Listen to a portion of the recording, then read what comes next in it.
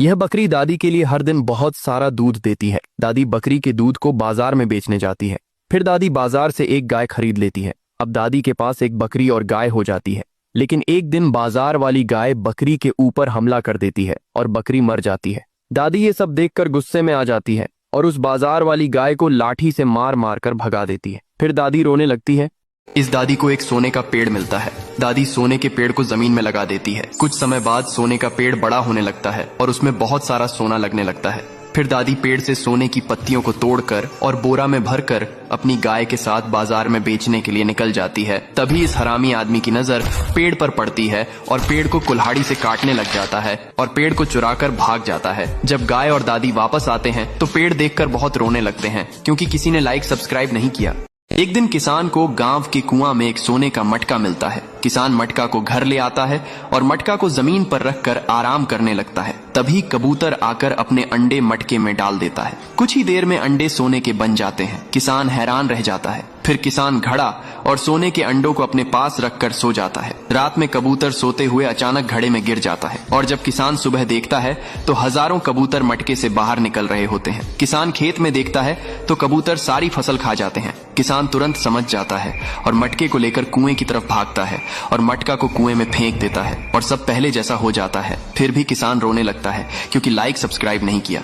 किसान को रास्ते में एक चमकता हुआ अंडा मिलता है। किसान खुश हो जाता है। किसान अंडे को घर ले आता है। अगले दिन अंडे से एक सुनहरा कबूतर निकलता है। अब कबूतर बड़ा हो जाता है और रोज एक सोने का अंडा देने लगती है। किसान उन अंडों को बाजार में बेचकर बहुत अमीर हो जाता है। लेकिन एक दिन एक बड़ा सांप किसान के घर में घुस जाता है और कबूतर के सारे अंडे खा जाता है। किसान सांप को गुस्से में मार डालता है और कबूतर रोने लगता है। किसान को सोने का बीज मिलता है जिसे वह जमीन में लगा देता है। कुछ ही देर में एक सोने का पेड़ उगने लगता है। किसान हैरान हो जाता है। फिर वह अपनी गाय के साथ पेड़ से सोना इकट्ठा करता है और उसे बेचने बाजार जाने लगता है। एक आदमी की नजर सोने पर पड़ जाती है। वह कुल्हाड़ी लेकर पेड़ को बेरहमी से काटने लगता है और उसे चुराने लगता है। मोटा चोर आदमी पूरा पेड़ कंधे पर उठाकर भाग जाता है। जब गाय और किसान वापस आते हैं तो उन्हें पेड़ नहीं मिलता। वे बहुत दुखी होते हैं। फिर गाय अपने दूध से उस पेड़ को दोबारा उगाने लगती है और पेड़ फिर से उग जाता है। लेकिन किसान और गाय बहुत रोते हैं क्योंकि किसी ने एक लाइक भी नहीं किया। कबूतर किसान का सारा खाना खा जाता है तो किसान कबूतर को गुस्से में लाठी से मारकर भगा देता है। कबूतर बेचार रोते रोते शहर में चला आता है।